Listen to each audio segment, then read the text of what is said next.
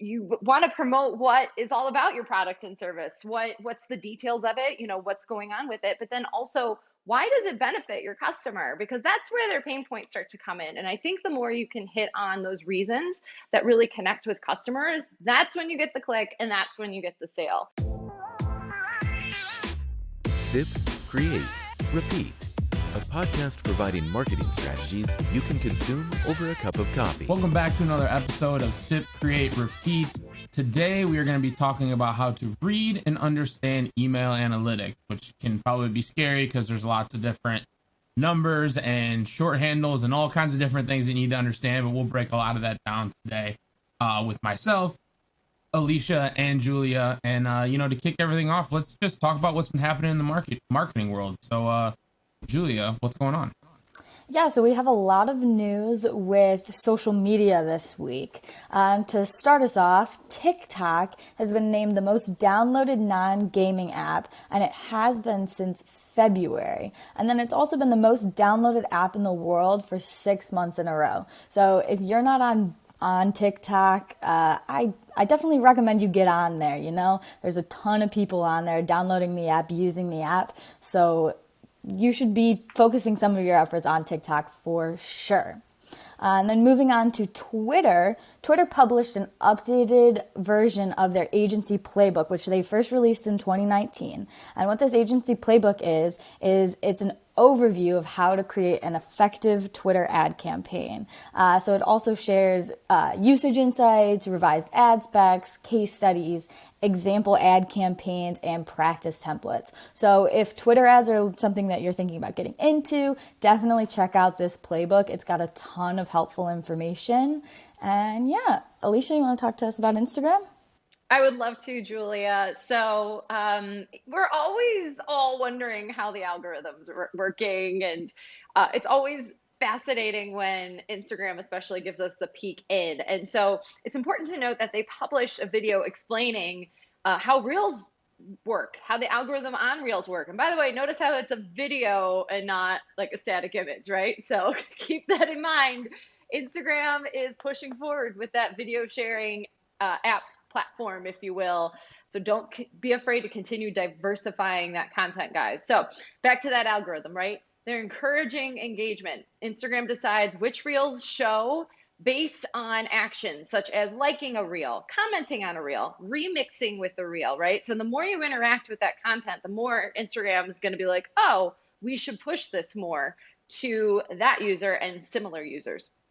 They also want you to get people interacting with your profile specifically, right to that profile page. Instagram takes into consideration the user's history of interacting directly with that account that posted, and that includes making those extra click-throughs across the platform. Also think about popular equals more exposure. Listen, it feels like high school all over again, right? But it's the case. So when deciding whether or not to show your reels to other users, Instagram is taking into account overall popularity. So listen, to be the cheerleaders and football players in the room ain't a bad thing in this case for Instagram. So think about popularity in that sense, and then keep track of trends. Instagram has an algorithm that shows users more dog related reels if they interact with reels about dogs, for example. I think they hacked into my DMs between my brother and I because it's literally just all dog reels. I will confess that I am 100% this person. So if there's any trend, whether it's dancing, animal reels, recipes, they are going to say that you should be continuing to promote that type of content because it's going to increase the likelihood that your reels will be shown, right? So there is something to be said about knowing your lane and sticking in it when it comes to the algorithm. So keep that in mind if you are, more of an individual or a solo creator that you may have more than one passion and you don't know, like, hey, do I focus on this or that? It may be worth locking down on one to really sort of start building your following and building your engagement. On other Instagram news, they just announced there will be testing a new ad format within the shop tab. Very interesting. Ads will appear as single image or carousel and will only be shown on mobile devices. So if you're like me and love to be on your desktop and scrolling through Instagram, I am the weirdest social media user. I will have always said that I will be natively on a website as much as I possibly can. But in this case, you ain't getting those shop ads on your desktop. The most popular shopping categories, by the way, travel, beauty, pet, shocking, and home decor will get access first. So if you are in one of those 4 segments, keep an eye out. This is big, big, big stuff for you. Speaking of ads, ad costs overall are rising on major platforms. Sorry, kids, this is just the nature of where we're at these days. At Amazon, we're looking at about 20% up in CPM costs between the first and second quarters of 2021. This is according to performance ad agency W Promote. Average CPMs rose from $3.60 in February to $8.60 in May and June. So that morning latte out the door if you want those cost clicks, right? It's then Facebook up 89%, Google up 108%, Snapchat 64% increase, TikTok 92% increase, YouTube 108% increase. Goodness gracious. Wow. If you're in digital advertising, keep an eye on those costs. You got to make smart decisions for your dollar, know how to spend it in the right spots, why, what, when, where, who, all of those things, and maybe really consider upping that budget as we move into the rest of Q3 and everyone's favorite Q4. It's a coming, kids. Well, I think, talking rising ad costs is a perfect way to segment into, maybe tapping into that audience that you already have, which is your email list, and knowing how you're doing it effectively. So, we want to get back into talking email analytics and understanding, how to gauge a campaign, if it's working, what parts of it were successful, and then applying it to campaigns moving forward. So, Julia, why don't you talk just about one of the first things that we look at when we're looking at sort of the data behind email campaigns? Absolutely. And I love talking about data, so cut me off if I start rambling. But the first thing, and probably the most important metric that you want to keep an eye on, is your open rate. And it's a pretty self-explanatory measurement. It's the percentage of people that are opening the email to read its body contents. And like I said, this is probably the most important factor to keep an eye on, because if you're running an email campaign and people aren't opening your emails, something's got to change. And the two most important things when you're looking at your email rate is your subject line and your preview text. Those are what shows up in your inbox first. That's what you see flash across your screen when you have those notifications on. So if you're not having successful open rates, and you want kind of an average of 10 to 25% open rate, if you're not having successful open rates, you want to first look at those subject lines and preview text. So Alicia, if you want to talk about maybe what makes a good subject line preview text draw the attention of the crowd. Definitely. I think, as Handshake's resident copywriter, if you will, this is a lot of what I do, is writing a lot of call to action. So you want to grab the attention of your email subscriber, right? Let's think about our own individual email boxes, all the things we sign up for discount codes and things. Listen, I get a lot of emails every single day. I do take a proper scroll, and the ones that catch my attention always have some type of strong wording, strong call to action, CTA, around getting my attention, right? And why should I open this email? What's going to catch my attention? So it could be something about a great promotion that you have going on, or something very limited time offer. So some of those more logistical sort of tricks we like to use, maybe not all caps, but maybe the first couple words in all caps to really say, it's that idea that, hey, they're yelling at us for a reason, right? To get your attention. Another thing, and this is our fun little hack we've been playing with a lot lately, is that we'd like to do the same emoji, but 2 of it at the beginning of the subject line and then 2 of it at the end. Again, you want people to get their stop the scroll.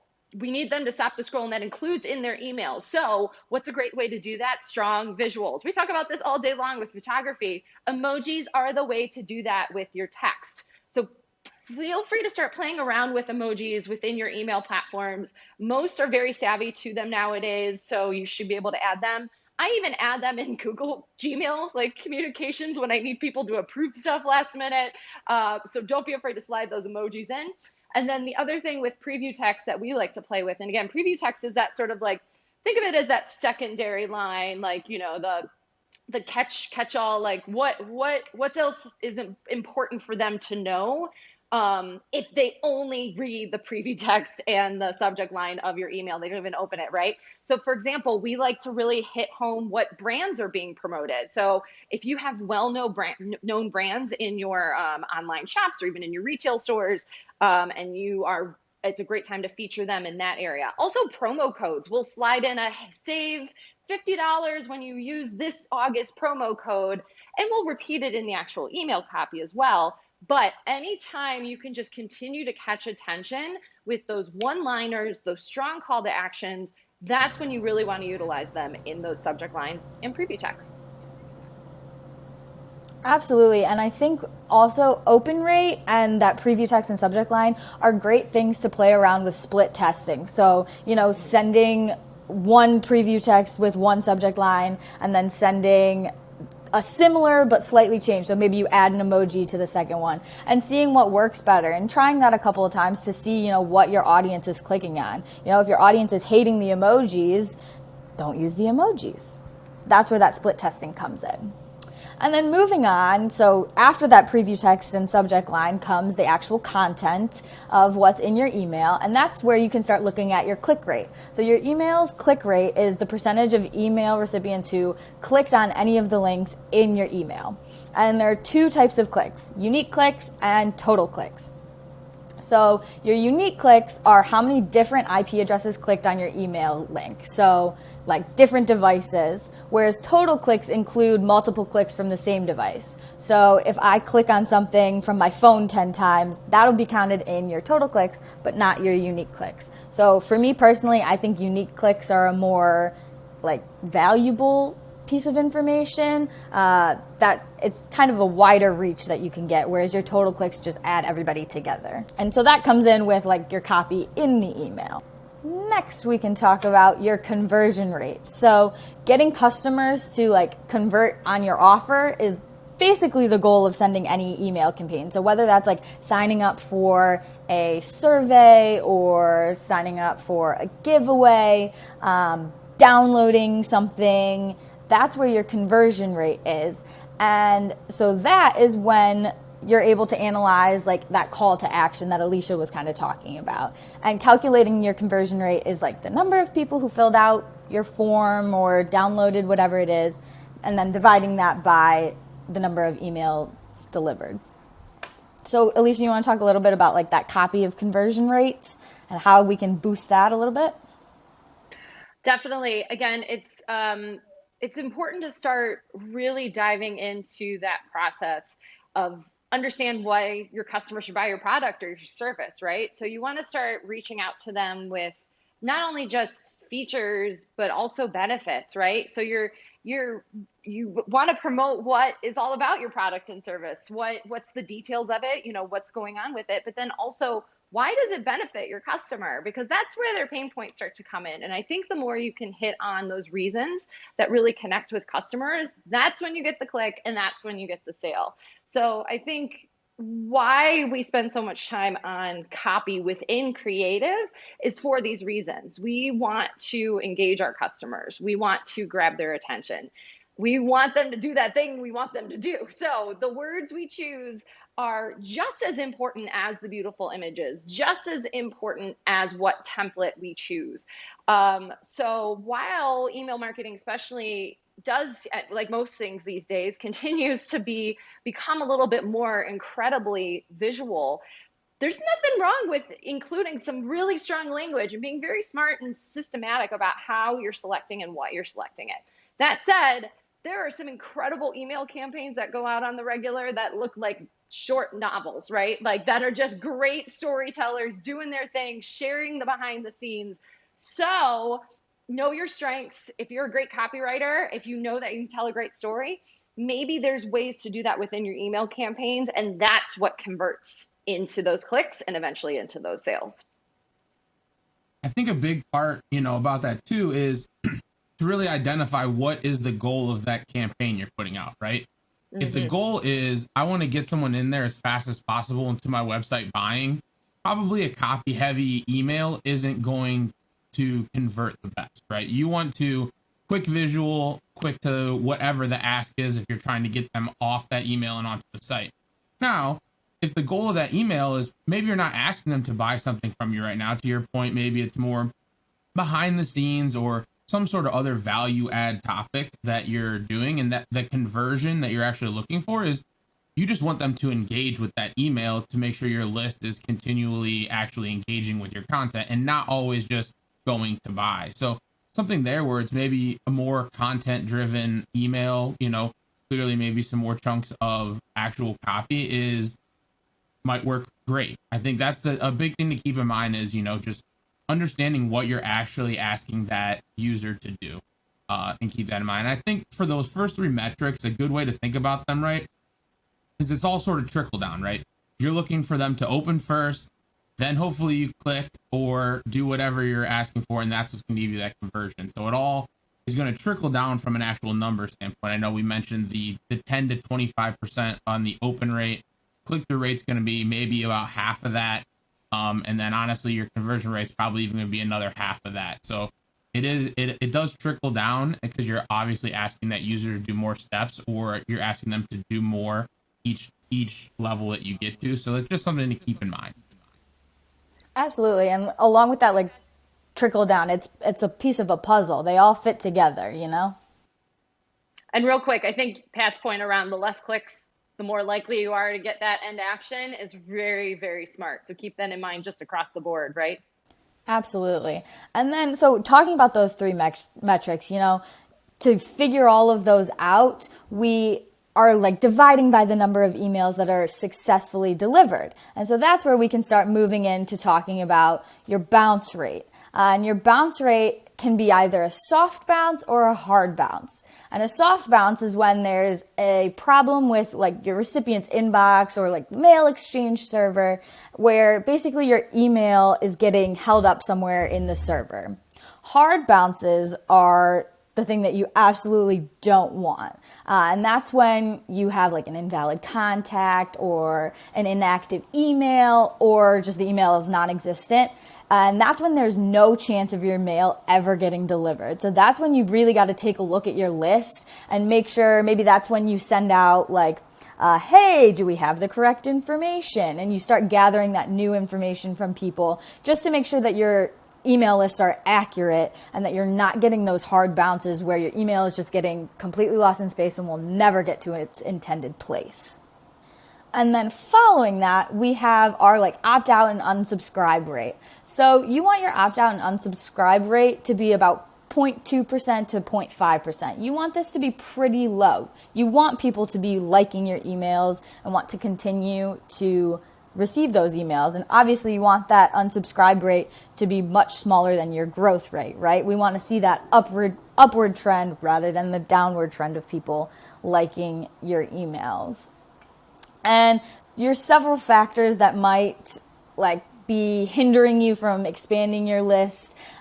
Is moving, like people changing email addresses. Maybe they're just no longer interested in your product, and that's okay. You want to keep growing and changing your list based on your company and based on how you're growing and changing. And obviously you want to keep people with you, but if you lose people in the process, that's okay. You want to gain more people, right? Your overall return on investments is basically the last thing that you are going to be looking at. And that's your like campaign sales minus like the cost of your campaign. And that's how much you're spending to run these email campaigns based on how much you're gaining from those campaigns. Pat, you want to talk a little bit about that? I know you've had some experience with that. Yeah, I think, really what that comes down to is you're calculating all your costs you have, right? Whether you have a subscription plan to whatever email service you're using, whether you have an agency that you're working with and you have those costs built in, you're always looking to have that positive ROI when you're running campaigns. So it's a measured set of things that you just calculate it all in and say, hey, I'm looking for this much to make my return on investment worth it. So it's obviously what we always keep in mind. And I think it goes back to why even having that unsubscribe rate not be a bad thing, right? You want to be emailing the people that are actually engaged with your product. So if your list is growing or contracting, I mean, that's what it's always going to do. And we constantly scrub, our clients' audience list to continue to maximize them, right? Like there's a segment of an audience that's probably considered your VIP. And when you're really looking for maybe high ROI on a campaign, you're going to target those customers that have bought from you multiple times or really engaged with you versus someone that maybe is a little more of a cold sell, that you put them into a campaign that you have a lot more work to do to actually engage them as a customer. So these are all things to keep in mind when you're talking ROI and how to set up campaigns. But hopefully you at least have a decent understanding now of some of the major metrics when it comes to email analytics and data. And we hope you enjoyed the episode. So as always, be sure to subscribe to the podcast on your favorite platform, like the video on YouTube, and follow us at Hey It's Handshake on all of our social media outlets. So thanks again, guys.